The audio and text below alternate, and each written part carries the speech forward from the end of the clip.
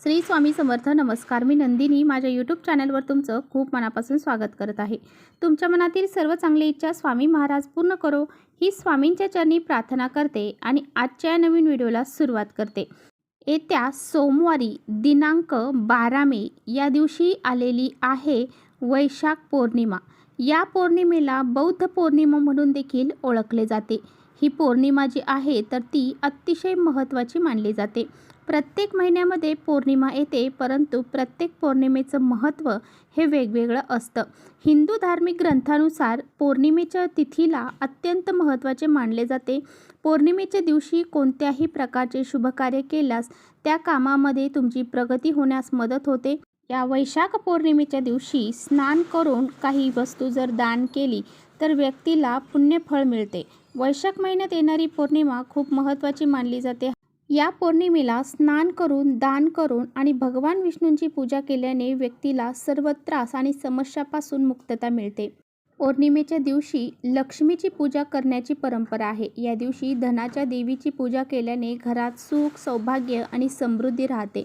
तर पहा, या पौर्णिमेच्या दिवशी माता लक्ष्मीला आपल्याला काही वस्तू ज्या आहेत तर त्या अर्पण करायच्या आहेत.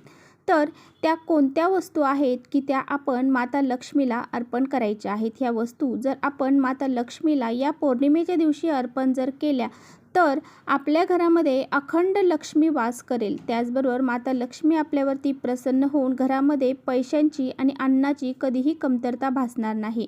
त्यामुळेच असा हा प्रभावशाली उपाय आपल्याला करायचा आहे. कोणत्या वस्तू आपल्याला माता लक्ष्मीला अर्पण करायच्या आहेत याबद्दलची संपूर्ण माहिती आजच्या व्हिडिओमध्ये आपण जाणून घेणार आहोत. त्यामुळे तुम्ही कुठे व्हिडिओ स्किप न करता शेवटपर्यंत नक्की बघा, जेणेकरून तुमच्यापर्यंत योग्य ती माहिती पोहोचेल. आपल्या चॅनलवर जर नवीन असाल तर चॅनलला सबस्क्राईब करा आणि असेच नवनवीन माहितीपूर्ण व्हिडिओ पाहण्यासाठी बेल आयकॉनलाही प्रेस करा. म्हणजे मी जेव्हा कधी नवीन व्हिडिओ अपलोड करेन त्याचं नोटिफिकेशन सर्वात अगोदर तुम्हाला भेटेल आणि तुम्ही एकही व्हिडिओ मिस करणार नाही. त्याचबरोबर कमेंट्समध्ये जय माता लक्ष्मी लिहायला अजिबात विसरू नका.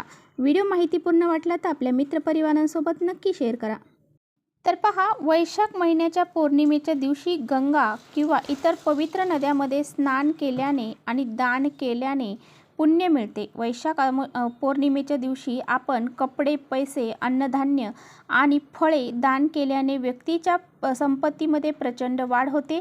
याशिवाय या दिवशी भांडी, धान्य आणि पांढरे कपडे दान करणे देखील फायदेशीर मानले जाते. वैशाख पौर्णिमेला बौद्ध पौर्णिमा असंही म्हटलं जातं, कारण भगवान विष्णूंचा 9वा अवतार म्हणून गौतम बुद्धांचा जन्म झाला होता. तर पहा, हा जो उपाय आहे तर हा उपाय तुम्हाला सोमवारी वैशाख पौर्णिमेला करायचा आहे.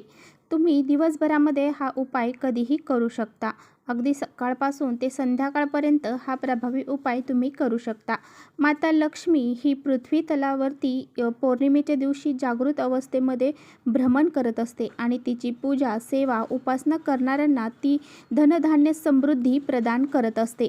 त्यामुळे तिची ज्या ठिकाणी पूजा केली जाते, तिला जे काही नैवेद्य असेल किंवा काही गोष्टी अर्पण केल्या जातात त्या ठिकाणी माता लक्ष्मी ही स्थिर स्वरूपात राहत असते. त्यामुळेच आपल्या घरामध्ये जर पैसा टिकत नसेल, आपल्या घराची प्रगती होत नसेल, आपल्या घरात पैसा आला की कोणत्या ना कोणत्या मार्गाने जर घरातून बाहेर निघून जात असेल, आपल्या घरामध्ये पैसा येण्याचे मार्ग हे बंद झालेले आहेत किंवा एकाच ठिकाणावरून पैसा येतो आणि जाण्याचे मार्ग हे खूप जास्त आहेत, त्यामुळे आपल्या घरामध्ये पैसा हा टिकत नसेल, घरामध्ये वारंवार आजारपण आहे आणि आजारपणामध्येच पैसा खर्च होऊन जात आहे, आपल्याकडे आत्ता 50,000 रुपये आहेत आणि उद्या अशी काही अडचण येते की जेणेकरून ते पैसे लगेच तिथे खर्च करावे लागतात, असे काही खड्डे आपल्या जीवनामध्ये निर्माण होतात की ते पैसे आपल्या त्या ठिकाणी निघून जातात. तर पहा, यालाच असं म्हणतात की घरामध्ये लक्ष्मी स्थिर न राहणे. लक्ष्मी खूप चंचल आहे, परंतु तिला घरामध्ये स्थिर करून ठेवणं हे आपले काम आहे. त्यामुळे आपल्याला अशा काही प्रभावी जे उपाय आहेत ना, तर ते अशा विशिष्ट तिथींना जर आपण केले तर आपल्या घरामध्ये लक्ष्मी ही टिकू लागते आणि आपल्या घरामध्ये कोणत्याही प्रकारचे कर्ज देखील होत नाही. तर पहा, माता लक्ष्मीला प्रसन्न करून घेण्यासाठी आपल्याला काय करायचं आहे. तर सोमवारी सकाळी लवकर उठायचं आहे, आपल्याला स्नान करायचं आहे, देवघरातील देवांची पूजा करून घ्यायची आहे.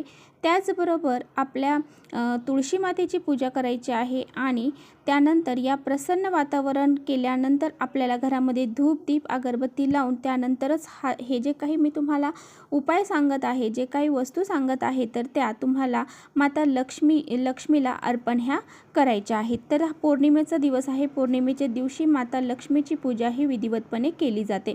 त्यामुळे या दिवशी माता लक्ष्मीची विधिवत पूजा करून घ्यायची आहे. तिला हळद कुंकू अक्षदा फुलं अर्पण करून घ्यायचे आहेत आणि त्यानंतर तुम्हाला ज्या काही वस्तू मी सांगत आहे त्या तुम्हाला माता लक्ष्मीला अर्पण करायच्या आहेत. यातली पहिली वस्तू आहे ती म्हणजे बताशा. तर वैशाख पौर्णिमेच्या दिवशी देवी लक्ष्मीला बताशे अर्पण केले जाते. देवी लक्ष्मीला बताशे अर्पण केल्यामुळे आपल्या घरामध्ये सुख शांती समृद्धी निर्माण होते. माता लक्ष्मी खुश होते. त्याचबरोबर दुसरी वस्तू जी आहे ती म्हणजे खीर. तर देवी लक्ष्मीला खीर खूप आवडते, म्हणून वैशाख पौर्णिमेच्या दिवशी देवीला मखाना किंवा तांदळाची खीर बनवून तुम्हाला नक्की अर्पण करायची आहे. त्याचबरोबर मिठाई. तर वैशाख पौर्णिमेच्या दिवशी देवी लक्ष्मीला पांढऱ्या रंगाची मिठाई किंवा दुधापासून बनवलेली जी बर्फी असेल तर ती तुम्हाला अर्पण करायची आहे. असं केल्याने माता लक्ष्मी आपल्यावरती प्रसन्न होते. त्याचबरोबर आपल्याला माता लक्ष्मीला एक नारळ अर्पण करायचा आहे. नारळ जर आपण माता लक्ष्मीला वैशाख पौर्णिमेच्या दिवशी जर अर्पण केला तर यामुळे घरामध्ये समृद्धी आणि संपत्ती राहते. लक्ष्मी घरामध्ये टिकून राहते. त्यामुळे आपल्याला माता लक्ष्मीला नारळ अवश्य अर्पण करायचं आहे. त्याचबरोबर कमळाची फुलं. जर तुम्हाला कुठे कमळाची फुलं भेटली तर आई लक्ष्मीला कमळाची फुलं खूप आवडतात, म्हणून वैशाख पौर्णिमेच्या दिवशी देवी लक्ष्मीला कमळाची फुलं अवश्य अर्पण करा. जर तुम्हाला कमळाची फुलं नाही कुठे भेटली तर कमळगट्ट्याची माळ जी आहे तर ती सुद्धा तुम्ही देवी लक्ष्मीच्या फोटोसमोर अर्पण करू शकता. किंवा कमळाची बिया भेटतात तर त्या सुद्धा तुम्ही बीज जे आहेत तर ते सुद्धा तुम्ही देवी लक्ष्मीच्या फोटोसमोर अर्पण करू शकता. तर पहा, माता लक्ष्मीला सर्वात आवडतं ठिकाण म्हणजे माता लक्ष्मीचं श्रीयंत्र आहे. या दिवशी श्रीयंत्रावरती तुम्हाला कुंकुमार्जन देखील करायचं आहे. या दिवशी तुम्ही श्रीसूक्ताचं पठण करत माता लक्ष्मीच्या श्रीयंत्रावरती जर तुम्ही कुंकुमार्जन केलं, माता लक्ष्मी प्रसन्न होईल आणि तुमचं घर सोडून ती कुठेही जाणार नाही. कारण पहा, माता लक्ष्मी ही श्रीयंत्र जे आहे तर ते माता लक्ष्मीचं आसनस्थान मानलं जातं. भगवान विष्णू आणि माता लक्ष्मीचं आसनस्थान श्रीयंत्राला मानलं जातं. जर तुमच्याकडे श्रीयंत्र नसेल तर मग तुम्ही देवी लक्ष्मीच्या फोटोवर सुद्धा तुम्ही हे कुंकुमार्जन करू शकता. तर अशा पद्धतीने माता लक्ष्मीला प्रसन्न करून घेण्यासाठी ह्या ज्या काही वस्तू मी तुम्हाला सांगितल्या आहेत तर त्या तुम्हाला पौर्णिमेच्या दिवशी माता लक्ष्मीला अवश्य अर्पण करायच्या आहेत. त्याचबरोबर माता लक्ष्मीला प्रसन्न करून घेण्यासाठी आपल्या अंगणामध्ये सडा, रांगोळी, त्याचबरोबर आपल्या उंबरठ्याला हळदीचं लेपन करायचं आहे.